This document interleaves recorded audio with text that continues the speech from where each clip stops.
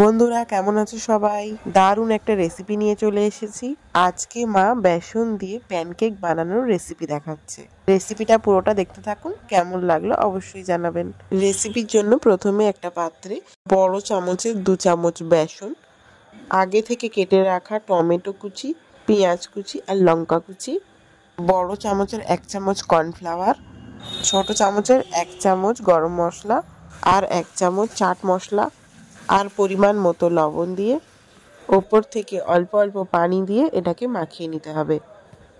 এখনো পর্যন্ত যারা আমাদের চ্যানেলটি সাবস্ক্রাইব করেননি অবশ্যই সাবস্ক্রাইব করবেন, বেল আইকন অবশ্যই ক্লিক করবেন। ব্যাটারটা ভালো করে মাখানো হয়ে গেলে আধ ঘন্টার জন্য এটাকে ঢাকনা চাপা দিয়ে রেখে দিতে হবে। আধ ঘন্টা পর ঢাকনা খুলে আরও একবার ভালো মতো মাখিয়ে নিয়ে পাত্র গরম করে সাদা তেল দিয়ে ভালো মতো ব্রাশ করে নিতে হবে। এরপর 1 চামচ মতো গোলা ব্যাটারটা দিয়ে চামচ দিয়ে ভালো করে ঘুরিয়ে গোল শেপ করে দিন।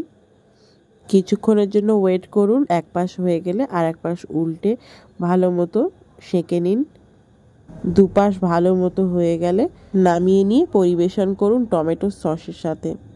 ছোট্ট এই রেসিপিটি কেমন লাগলো অবশ্যই জানাবেন। সবাই সুস্থ থাকবেন, ভালো থাকবেন।